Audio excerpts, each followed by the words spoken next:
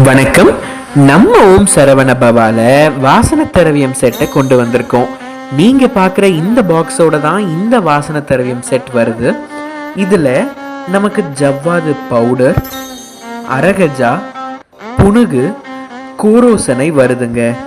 இதோட வாசன திரவியம் லிக்விடாக நமக்கு ஜவ்வாது, சாண்டில், ஏலக்காய், தாழம்பூ, lavender, jasmine, rose, lemon, Mysore sandal மற்றும் மறிக்கொழுந்து ஃப்ளேவரில் வருதுங்க.